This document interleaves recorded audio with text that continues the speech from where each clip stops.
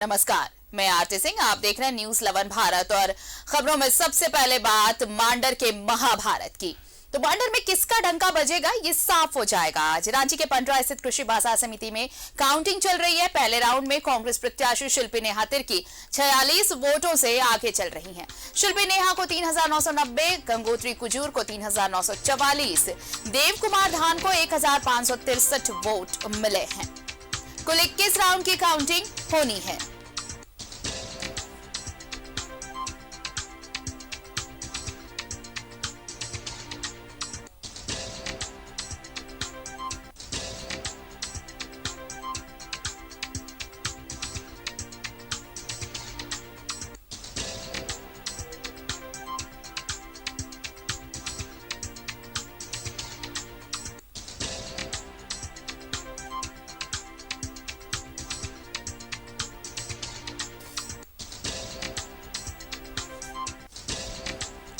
तो काउंटिंग चल रही है और हम तमाम तस्वीरें भी लगातार आप तक पहुंचा रहे हैं। इस वक्त हमारे साथ सहयोगी विपिन उपाध्याय जुड़ रहे हैं। सीधे उनका रुख कर लेते हैं। विपिन, मांडर का फैसला आने वाला है। पहली राउंड की जो गिनती हुई उसमें शिल्पी नेहा तिर्की आगे बढ़त बनाई हुई है।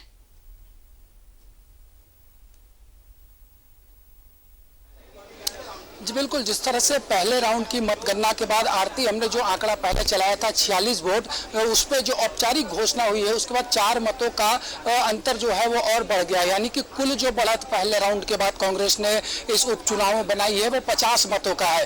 पहले राउंड के बाद कांग्रेस उम्मीदवार शिल्पी नेहा तिर्की को 3990 वोट मिले हैं, वहीं बीजेपी उम्मीदवार गंगोत्री कुजूर को 3940 वोट मिले हैं। इस लिहाज से ये अंतर 50 मतों का है। दूसरे राउंड की मतगणना भी पूरी हो गई है, लेकिन जिस तरह से कहें तो थोड़ी धीमी गति से मतगणना की प्रक्रिया चल रही है, जिसकी वजह से जो परिणाम है वो विलंब से जो रुझान है वो आ रहे हैं। लेकिन अब क्योंकि शुरुआत के दौर में थोड़ा वक्त जरूर लगता है मतगणना को शुरू करने में, लेकिन उसके बाद ट्रेंड जो है वो सेट हो जाता है, तो फिर लगातार तेजी से मतगणना के कार्य जो है चलते हैं कि इस राउंड की मतगणना होनी है। और जिस तरह से पहले राउंड में ये कांटे का मुकाबला पहला राउंड दिखा रहा है कि जिस तरह से लगभग 10,000 से ज्यादा मतों की गणना के बाद 50 मतों का फासला है, इसलिए धीरे धीरे राउंड बाय राउंड जिस तरह से मतगणना की प्रक्रिया आगे बढ़ते जाएगी उसके बाद स्थिति स्पष्ट होगी कि क्या किस ओर संकेत मांडर बाई इलेक्शन का जो काउंटिंग है वो कर रहा है। जिस तरह से बीते बार और इस बार के जो समीकरण है उसमें जो सबसे बड़ी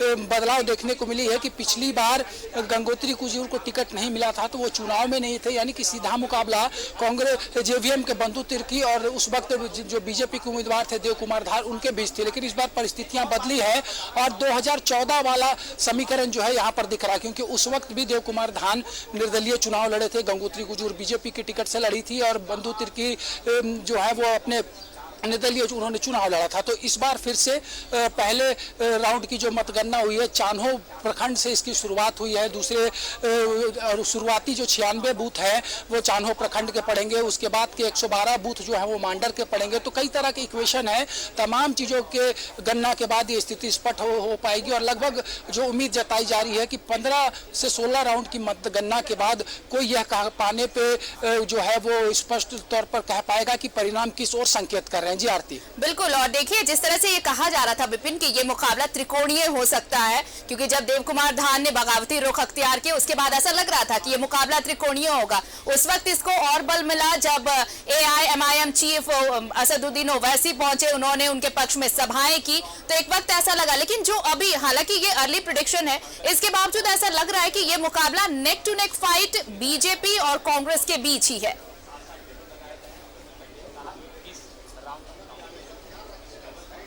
जी बिल्कुल, पहले राउंड का जो नतीजा आया है वो तो यही और संकेत करता है कि सीधा मुकाबला कांग्रेस बनाम भाजपा यहाँ नजर आ रही है। लेकिन गौर करने वाली बात यह है आरती की सन 2000 में जब एकीकृत बिहार के वक्त मार्च के महीने में बिहार विधानसभा के चुनाव हुए थे, उस वक्त देव कुमार धान ने मांडर से चुनाव जीता था कांग्रेस के सिंबल पे, लेकिन उसके बाद वो कभी यहाँ से जीत हासिल नहीं कर सके। लेकिन हर चुनाव जिनमें उन्होंने कॉन्टेस्ट किया है लगभग 35,000 से ज्यादा, 35 से 40,000 तक का मत देव कुमार धान को आता है, यानी कि व्यक्तिगत उनका जो मत है वो भी यहाँ पर प्रभाव रखता है। और यही एक सबसे बड़ी वजह 2014 में रही थी कि बंधु तिर्की को यहाँ पर हार का सामना करना पड़ा था। 2019 के विधानसभा आम चुनाव में सीधा मुकाबला था, परिणाम स्पष्ट तौर पर था कि 23,000 मतों से बंधु तिर्की चुनाव जीते थे।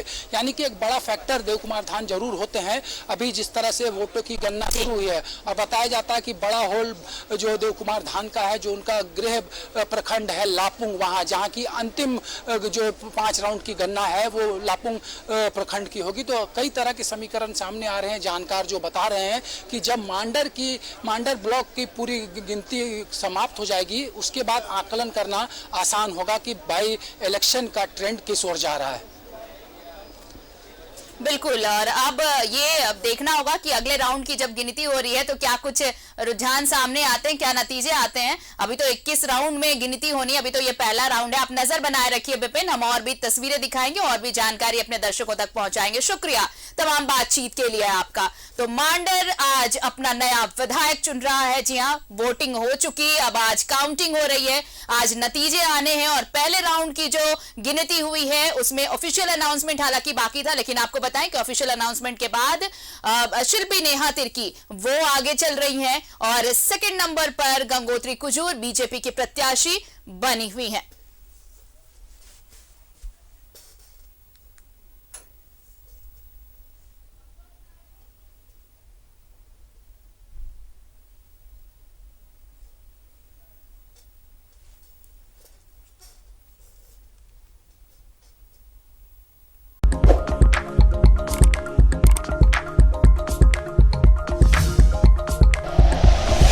Like and share videos, subscribe करें हमारा चैनल और प्रेस करें बेल आइकॉन। न्यूज़ 11 भारत, सच है तो दिखेगा।